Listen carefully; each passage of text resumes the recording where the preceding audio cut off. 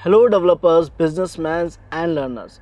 अगर आप लोग कोई भी ऐप क्रिएट करते हैं अपने बिजनेस के लिए या अपने किसी क्लाइंट के लिए या फिर कोई सर्विस प्रोवाइड करने के लिए, और आप उस ऐप में टेस्टिंग करना चाहते हैं, आप जानना चाहते हैं कि क्या आपके ऐप में आपने बेसिक सिक्योरिटी अप्लाई करी है या नहीं करी है। बिकॉज लर्नर्स, आज के टाइम पे हमारी सभी टेक्नोलॉजीज में जो सबसे कमज़ोर टेक्नोलॉजी मानी जाती है वो है हमारे मोबाइल एप्लीकेशंस, जिसे सिक्योर करना बहुत ज़्यादा ज़रूरी है। So Ashish Kumar once again welcome you all to WS Cube cyber security. और अब हम देखने वाले हैं कि किस तरीके से हम किसी भी अपने बनाए हुए एप्लीकेशन में टेस्टिंग करके उसे ऑटोमेशन तरीके के जरिए सिक्योर कर सकते हैं, वो भी एक ऑटोमेशन टूल के जरिए। तो हमारे उस ऑटोमेशन टूल का नाम है MobSF, एक बहुत ही शानदार और पावरफुल टूल जिसकी मदद से सर हम इन तीनों डिवाइसेस के एप्लीकेशंस को टेस्ट कर सकते हैं एक ही सॉफ्टवेयर के जरिए।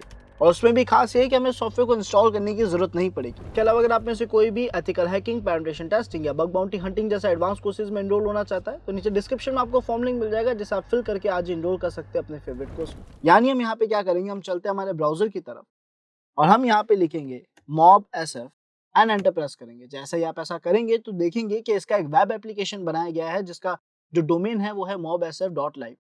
जब आप इस पर क्लिक करेंगे तो ये आपको एक प्रॉपर प्लेटफॉर्म देगा जहां पे आपको कह रहा है कि आप माइक्रोसॉफ्ट, एंड्रॉइड और iOS तीनों मोबाइल्स की जो एप्लीकेशंस होती है यहाँ केवल ड्रैग एंड ड्रॉप करके एक ऑटोमेशन टेस्टिंग, एक ऑटोमेशन स्कैन रन कर सकते हैं, जिसके बाद फाइनली आपको पता पड़ जाएगा आपकी कंपनी का वो सॉफ्टवेयर बेसिक लेवल पे सिक्योर है या नहीं, जो आप लोगों को काफी सपोर्ट कर सकता है एक सिक्योर ऐप बनाने में। बिकॉज ये वहां पे उनकी वनरेबिलिटीज और उनको रिजॉल्व करने के तरीके भी हमें गाइड करेगा। सो बिना देरी करते हुए सबसे पहले हम यहाँ पे एंड्रॉइड एप्लीकेशन को टेस्ट करने की कोशिश करेंगे।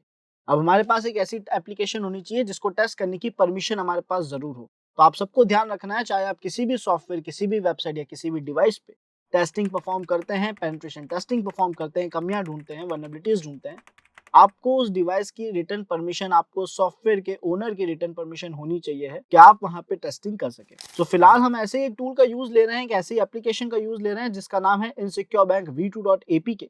हम इस फाइल पे यहाँ पे क्लिक करेंगे, आप इसका एड्रेस देख सकते हैं यहाँ पे, है ना। हमने एंड्रॉइड इनसिक्योर बैंक v2 लिखा, गिटहब की रिपोजिटरीज में गए और यहाँ पे एपीके फाइल पे क्लिक करेंगे ताकि इसे डाउनलोड करा जा सके। राइट हैंड साइड में हमारे पास डाउनलोड रॉ फाइल का ऑप्शन आ रहा है, हमने इस पे क्लिक करा और सर आपकी एप्लीकेशन फाइल यहाँ पे डाउनलोड हो चुकी है।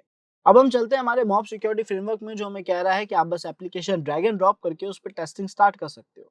तो हमने यहाँ पे क्लिक करा, हमारी फाइल यहाँ पे विजिबल है, हमने इसे ड्रैग करा और यहाँ पे ड्रॉप कर दिया। चाहे आप किसी भी लोकेशन से ड्रैग एंड ड्रॉप करें वो वर्क करेगा।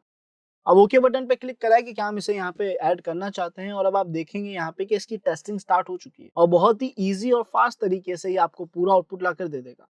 जिसे आप देख सकते हैं, सबसे पहले इसने यहाँ पे हमें समराइज आउटपुट दिया है, जिसमें इसने हमें ऐप का नाम, उसकी साइज, उसके हैशेस की कुछ डिटेल्स, है ना, उसके बारे में कुछ बेसिक इन्फॉर्मेशन और उसकी मेन एक्टिविटी, जो सबसे पहला पेज जो कॉल होता है वो क्या है, वो लॉगिन एक्टिविटी, ये इसने यहाँ पे डिफाइन करा है। यहाँ पे अगर आप देखें तो इसने हमें अपडेट करा है कि इसको टोटल 10 एक्टिविटीज यहाँ पे मिली है, 2 रिसीवर्स मिले हैं और 1 प्रोवाइडर मिला है। हमने कहा ठीक है, स्क्रॉल डाउन करा। अब यहाँ पे इसने हमें सिग्नेचर डिटेल्स देने की कोशिश करी है ना, कि सिग्नेचर्स में क्या-क्या इन्फॉर्मेशन ऐड करी गई थी, तब जाके हमारे पास ये हैशेस जनरेट हुए। हमने कहा ठीक है, और स्क्रॉल डाउन करा यहाँ पे तो हम देख सकते हैं कि इस एप्लीकेशन को क्या-क्या परमिशंस दे रखी है। बेसिकली ये ऐप हमसे क्या परमिशन लेगा जब हमारे मोबाइल में इंस्टॉल होगा, और उससे हमारा मोबाइल या ऐप कितना ज्यादा वर्नेबल या सिक्योर माना जाएगा, वो सारे पार्ट्स यहाँ पे डिफाइन करे गए हैं। जैसे कि ये कह रहा है कि आपका जो मोबाइल है ये आपकी लोकेशन लेना चाह रहा है, जो कि डेंजरस एक्टिविटी है या फिर डेंजरस परमिशन है। तो ये सारी चीजें यहाँ पे डिफाइन कर रहा है। हमें पता पड़ेगा कि क्या परमिशन एक ऐप ले रहा है, उसे क्या परमिशन नहीं लेनी चाहिए। और स्क्रॉल डाउन करेंगे तो यहाँ पे आप देख सकते हैं जो इन्फॉर्मेशन हमें बताता जा रहा है। जैसे इसने सर्टिफिकेट को एनालाइज करा और बोला है कि एक बड़ी कमी है, उस कमी का नाम क्या है, उस कमी से क्या इम्पैक्ट पड़ सकता है, वो इसने हमें यहाँ पे डिफाइन करने की कोशिश करी। यानी कमी की, उस वल्नरेबिलिटी की एक डिस्क्रिप्शन हमें प्रोवाइड करिए ताकि हमें आइडिया लग जाए कि एग्जैक्टली वल्नरेबिलिटी है, जिसके बारे में हम और रिसर्च करके उसे सिक्योर कर सकते हैं। और स्क्रॉल डाउन करेंगे तो इसने हमारी मैनिफेस्ट फाइल को, जो एंड्रॉइड मैनिफेस्ट.xml फाइल होती है, उसे एनालाइज करा और बताया कि इसे 6 बड़ी वल्नरेबिलिटीज मिली है, 7 वार्निंग्स मिली है और उसके अलावा कुछ खास डिटेल फिलहाल नहीं मिली। तो ये जो 6 हाई वल्नरेबिलिटीज जिसको मिली है, या आप कह सकते हैं लूपहोल्स मिले हैं, वो ये सारे यहाँ पे डिफाइन कर रहा है। उनके नाम बता रहा है, उनके सेवरिटी लेवल क्या है, यानी हाई है वो बता रहा है, और उनके डिस्क्रिप्शन में समझा रहा है कि इनसे क्या हो सकता है।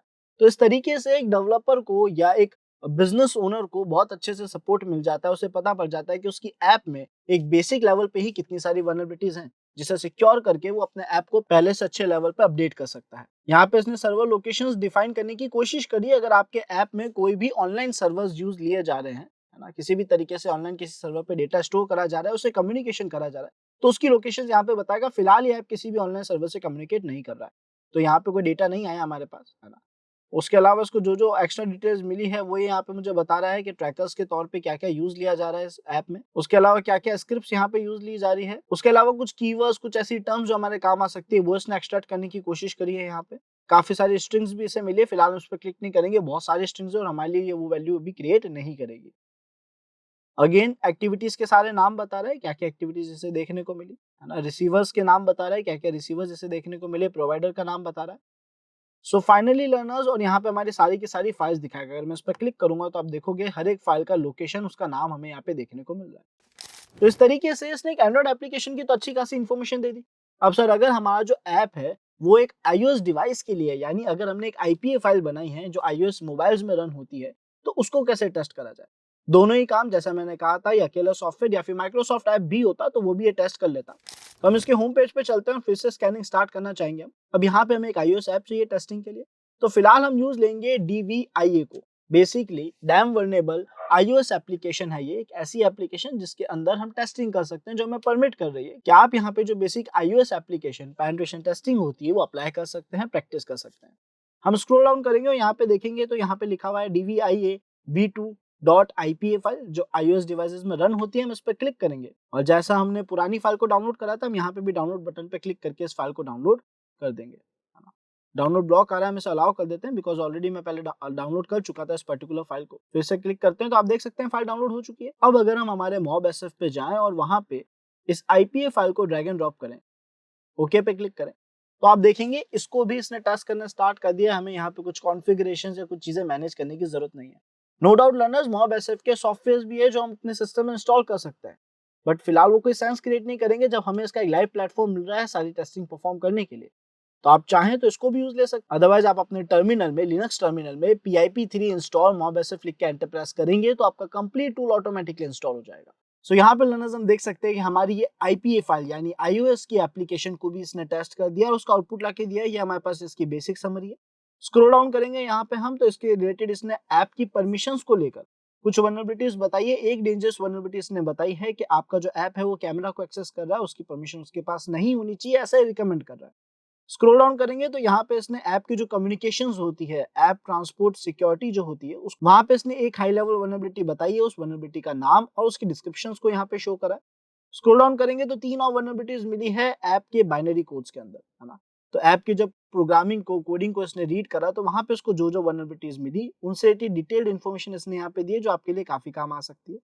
और स्क्रॉल डाउन अगर हम यहाँ पे करें तो अगेन यहाँ पे कुछ और एक्स्ट्रा इन्फॉर्मेशन इसने हमें दी है जो बाइनरी फाइल्स के जरिए इसको मिली है। फ्रेमवर्क्स और लाइब्रेरीज को स्कैन करके इसने बताया कि क्या क्या यहाँ पे यूज लिया गया है, किसमें क्या कमियां हैं, किसमें क्या चीजें अच्छी है ना, क्या सिक्योरिटीज यहाँ पे है। और स्क्रॉल डाउन अगर हम यहाँ पे करते हैं तो इसने लोकेशंस बताई है सर्वर्स की, यानी जहां जहां हमारा ऐप ऑनलाइन कम्युनिकेशन कर रहा है, जिन जिन ऑनलाइन सर्वर्स से हमारा ऐप कम्युनिकेशन कर रहा है उसके बारे में इसने यहाँ बताने की कोशिश करी और इनके नाम भी आपको यहाँ पे डोमेन्स में देखने को मिल जाएंगे। आई थिंक यहाँ पे आप देख सकते हैं वो सारे डोमेन जिससे इसने कनेक्ट करा, उनका आईपी, उनकी डिटेल्स, उनकी लैटिट्यूड एंड लॉन्गिट्यूड यानी उनकी लोकेशंस यहाँ पे बताने की कोशिश करी है। तो हमें कुछ डोमेन्स भी मिल जाते हैं पेनिट्रेशन टेस्टिंग या वेब पेनिट्रेशन टेस्टिंग अप्लाई करने के लिए। और जब हम और स्क्रॉल डाउन करेंगे तो ऐप में जितने भी यूआरएल्स थे वो इसने यहाँ पे हमें डिफाइन कर दिए हैं। हो सकता है इन यूआरएल्स में से कुछ पर्टिकुलर यूआरएल हमें मिल जाए जहाँ पे काम का डेटा हो, हमारे काम की इन्फॉर्मेशन हो। ईमेल एड्रेस जो ऐप के अंदर से एक्सट्रैक्ट कर पाया, इसने हमें बताया कि ऐप के अंदर यहाँ ये ईमेल एड्रेसेस प्रोवाइड कराए गए थे। ट्रैकर्स क्या क्या यूज लिए जा रहे हैं ऐप के अंदर वो इसने यहाँ पे बताया है। लाइब्रेरीज क्या क्या यूज ली जा रही है वो यहाँ पे डिफाइन करने की कोशिश करी है। तो देखा जाए लर्नर्स तो इस अकेले ऐप ने हमारी दोनों ही एप्लीकेशंस को टेस्ट करके उनकी बेसिक वल्नरेबिलिटीज हमें दिखा दी है, जिनको सिक्योर करके हमारा ऐप पहले से बेटर हो सकता है। आई होप आप सभी को आज का वीडियो पसंद आया होगा। मिलते हैं नेक्स्ट वीडियो में। Thanks for watching this video.